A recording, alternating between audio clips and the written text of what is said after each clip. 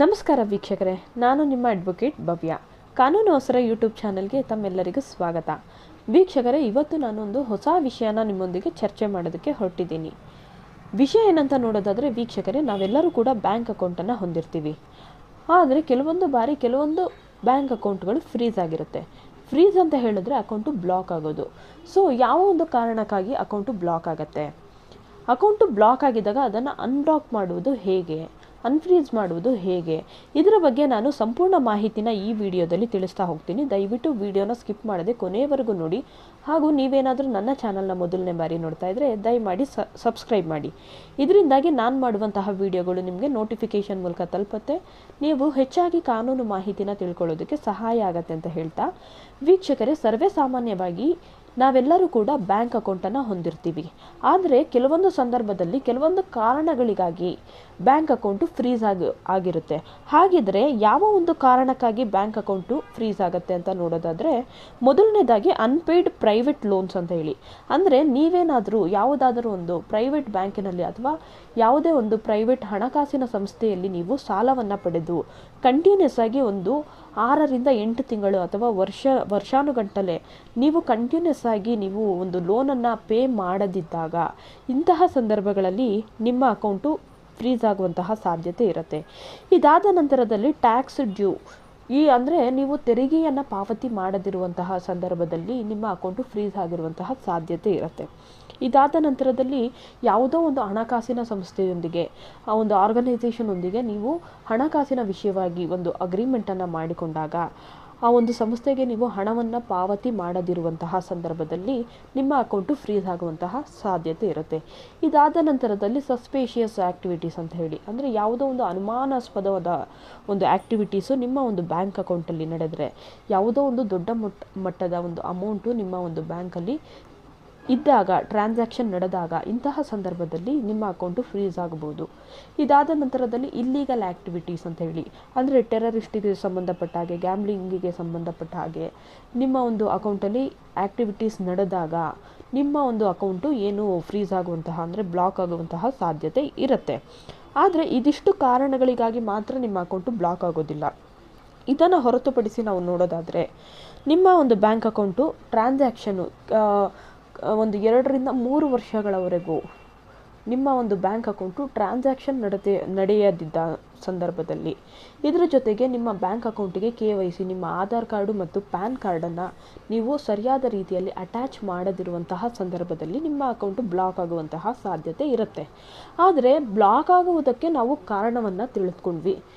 Block ಆಗಿರುವುದನ್ನು unblock ಯಾವ ರೀತಿಯಾಗಿ ನಾವು ಮಾಡೋದು ಅಂತ ನೋಡೋದಾದರೆ, ಸ್ನೇಹಿತರೆ, ನಮ್ಮ ಅಕೌಂಟು ಬ್ಲಾಕ್ ಆಗಿರುವಾಗ, ಫ್ರೀಸ್ ಆಗಿರುವಂತಹ ಸಂದರ್ಭದಲ್ಲಿ ಸಂಪೂರ್ಣವಾಗಿ ಹಣಕಾಸಿನ ವ್ಯವಹಾರ ಸ್ಥಗಿತ ಆಗಿರುತ್ತೆ.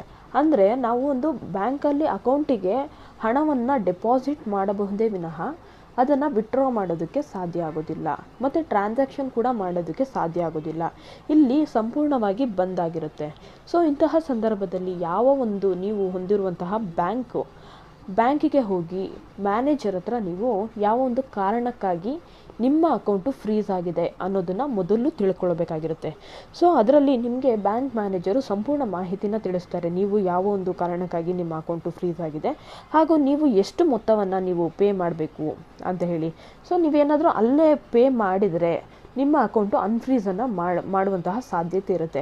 ಒಂದೊಮ್ಮೆ ನೀವೇನಾದರೂ ಅಲ್ಲಿ ಪೇ ಮಾಡದೆ ಅಥವಾ ಇಲ್ಲೀಗಲ್ ಆ್ಯಕ್ಟಿವಿಟೀಸನ್ನು ನಡೆಸಿರ್ತೀರ ಅಂತ ಹೇಳಿದ್ರೆ, ನಿಮಗೆ ಸಂಬಂಧಪಟ್ಟಿರುವಂತಹ ಒಂದು ಬ್ಯಾಂಕು ಅಥವಾ ಸಂಬಂಧಪಟ್ಟಂತಹ ಒಂದು ಆರ್ಗನೈಸೇಷನ್ ಏನಿರುತ್ತೆ, ನಿಮ್ಮ ಮೇಲೆ ಒಂದು ಕಂಪ್ಲೇಂಟನ್ನು ಫೈಲ್ ಮಾಡಿ, ನಿಮ್ಮ ಮೇಲೆ ಒಂದು FIR ಹಾಕಿ ಮ್ಯಾಜಿಸ್ಟ್ರೇಟಲ್ಲಿ ನಿಮ್ಮ ಮೇಲೆ ಒಂದು ಕೇಸನ್ನು ಫೈಲ್ ಮಾಡುವಂತಹ ಸಾಧ್ಯತೆ ಇರುತ್ತೆ.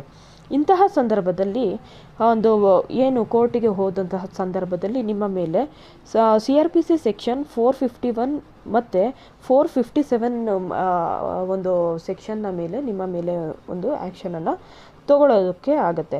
ಅಂದರೆ ಏನಂತ ಅಂದರೆ, CRPC ಸೆಕ್ಷನ್ 102 ಪ್ರಕಾರವಾಗಿ ಒಂದು ಬ್ಯಾಂಕ್ ಅಕೌಂಟು, ನಿಮ್ಮ ಒಂದು ಬ್ಯಾಂಕ್ ಅಕೌಂಟ್ ಏನಿರುತ್ತೆ, ಇದನ್ನು ನಾವು ಪ್ರಾಪರ್ಟಿ ಅಂತ ಹೇಳಿ ಒಂದು ಕನ್ಸಿಡರನ್ನು ಮಾಡಲಾಗುತ್ತೆ. ಈ ಒಂದು ಪ್ರಾಪರ್ಟಿ ಅಂದರೆ ಪೊಲೀಸರು ಇದರ ಒಂದು ಸಂಪೂರ್ಣ ಒಂದು ವಶವನ್ನು ಪಡ್ಕೊಂಡು ಯಾವ ಒಂದು ರೀತಿಯಲ್ಲಿ ಯಾವ ಒಂದು ಆ್ಯಕ್ಟಿವಿಟೀಸ್ ನಡೆದಿದೆ ಅಂತ ಹೇಳಿ ಒಂದು ತಪಾಸಣೆಯನ್ನು ಮಾಡುವಂಥದ್ದು.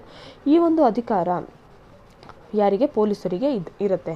ಅಲ್ಲೇನಾದರೂ ನೀವು ಇಲ್ಲಿಗಲ್ ಆ್ಯಕ್ಟಿವಿಟೀಸನ್ನು ಮಾಡಿದ್ದೀರಾ ಅಂತ ಹೇಳಿ ಗೊತ್ತಾದಾಗ ಅದನ್ನು ಅಕೌಂಟನ್ನು ಸೀಸ್ ಮಾಡುವಂತಹ ಒಂದು ಅಧಿಕಾರ ಪೊಲೀಸರಿಗೆ ಇರುತ್ತೆ. ಇದಾದ ನಂತರದಲ್ಲಿ ಸೆಕ್ಷನ್ 457ನ ಪ್ರಕಾರ ನಿಮ್ಮ ಒಂದು ಆಸ್ತಿಯನ್ನು ವಶಪಡಿಸಿಕೊಂಡ ತಕ್ಷಣ ಯಾವ ರೀತಿಯಲ್ಲಿ ಒಂದು ಕಾರ್ಯವಿಧಾನವನ್ನು ಮಾಡಿದ್ದಾರೆ, ಇದರಿಂದಾಗಿ ಅವರಿಗೆ ಯಾವ ಒಂದು ರೀತಿಯಲ್ಲಿ ಒಂದು ವಿಷಯ ಮಾಹಿತಿ ಸಿಕ್ಕಿದೆ ಅನ್ನೋದನ್ನು ಒಂದು ವರದಿಯನ್ನು ಮಾಡಿ ಅದನ್ನು ಮ್ಯಾಜಿಸ್ಟ್ರೇಟರಿಗೆ ಪೊಲೀಸರು ಅದನ್ನು ಸಲ್ಲಿಸಬೇಕಾಗಿರುತ್ತೆ.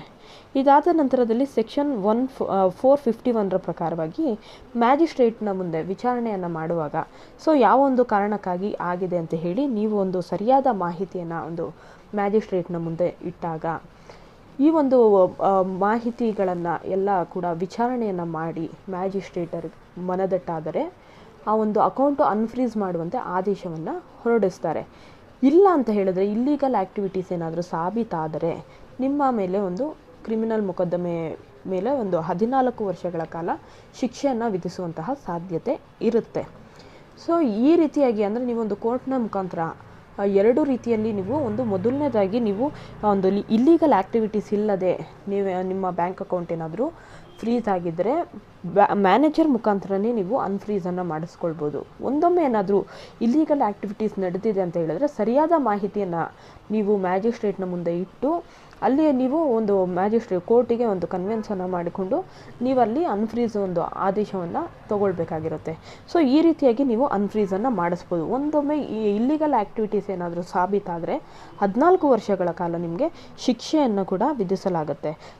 ಈ ಮಾಹಿತಿ ಏನಾದರೂ ನೀವು ಮೊದಲನೇ ಬಾರಿ ಏನಾದರೂ ತಿಳ್ಕೊಳ್ತಾ ಇದ್ದರೆ ದಯಮಾಡಿ ಕಮೆಂಟ್ ಮೂಲಕ ತಿಳಿಸಿ. ಮಾಹಿತಿ ಏನಾದರೂ ಇಷ್ಟ ಆಗಿದರೆ ದಯವಿಟ್ಟು ಲೈಕ್ ಮಾಡಿ ಹಾಗೂ ನಿಮ್ಮ ಸ್ನೇಹಿತರಿಗೆ ಆದಷ್ಟು ಶೇರ್ ಮಾಡಿ ಅಂತ ಹೇಳ್ತಾ ಧನ್ಯವಾದಗಳು.